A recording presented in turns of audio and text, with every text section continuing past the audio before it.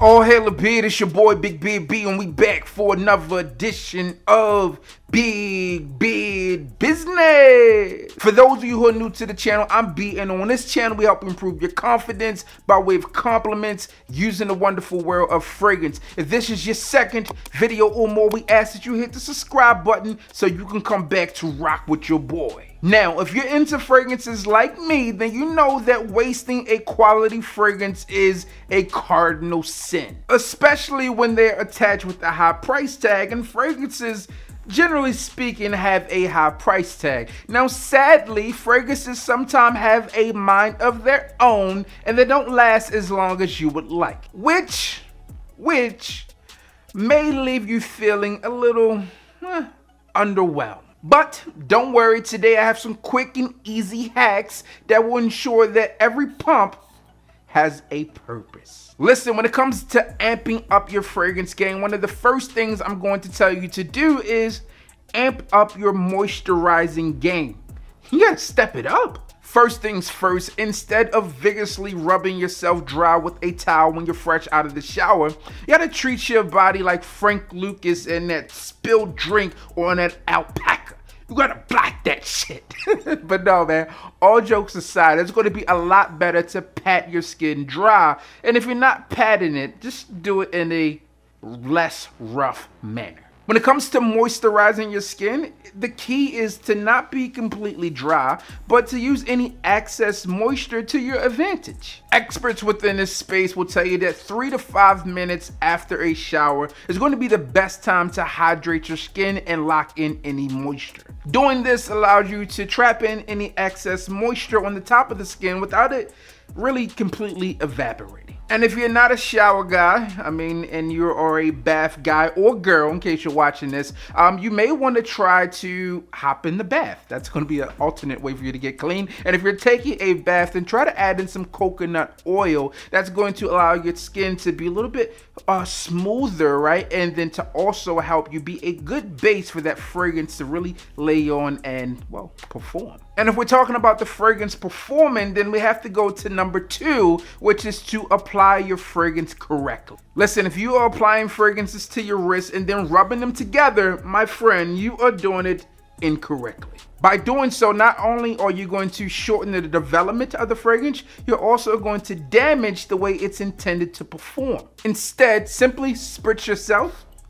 Let the fragrance soak in, and if you feel like you need to pat because there's too much, then do exactly that. You just pat it in where you are applying the fragrance. Now, this works on clothes as well as on skin, and personally, I think you need to take a multi-tiered approach when you are applying your fragrance of choice. Generally speaking, it's said that the best places to spray your fragrances are going to be on pulse points. Think of places like your wrists, your elbows, your neck, and chest. These are places where the blood vessels are at the surface of your skin. Your pressure points naturally radiate heat, which allows the fragrance to then waft off of the skin to provide that extra layer of sillage and projection. Now, as I mentioned, there's also, in my opinion, the best approach, which is that multi-layered approach, where you're gonna spray on skin and on your clothes. And when you spray on your clothes, this is going to help with the overall performance in terms of longevity.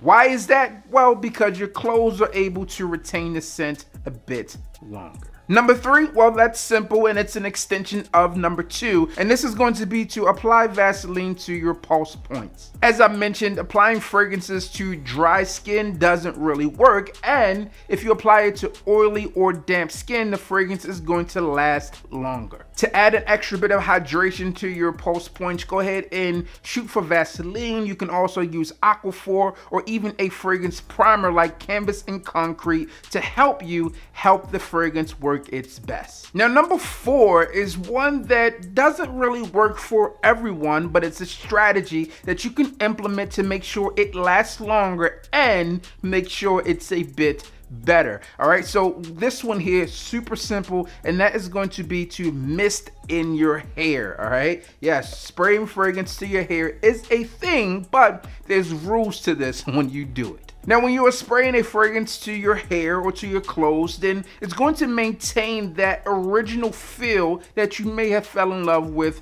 a bit longer. Listen, when you spray it into your body, it's going to interact with your pH balance, your chemicals, etc., and it's going to take on a different life, which is why fragrances don't always smell the same on everyone. However, if you're spraying it to clothes or to your hair, then it should maintain its original form a bit longer. Now, for the ladies watching this video, a lot of fragrance manufacturers are now coming out with hair mist because they understand this, that hey, spraying it to your hair is going to make those compliments come in a little bit more, but some of the guys out there can use this as well. One of the key things I would tell you to do, well, not to do, is do not spray this directly on your hair.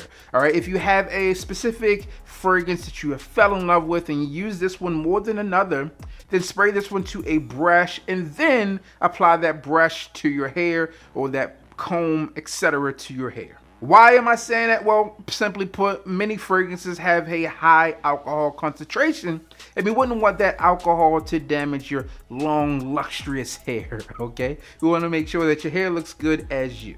And the fifth and final tip on my list today to make it last longer and to be better is to choose the appropriate concentration when you are grabbing the fragrance. When purchasing a fragrance, most commonly you're going to see 4 fragrance concentrations. You're going to see the EDC or Eau de Cologne, EDT, Eau de Toilette, a EDP, Eau de Parfum, or a Parfum concentration. Generally speaking, if you're going to a big box retailer, those are the concentrations you're going to see when it comes down to a fragrance. Also, a standard rule of thumb, and it doesn't always fall in line this way, but the higher the concentration, the more the fragrance will cost, as you're getting a higher concentration of those perfume oils versus alcohol and other additives. So make sure you're utilizing the appropriate fragrance concentration to make it last longer.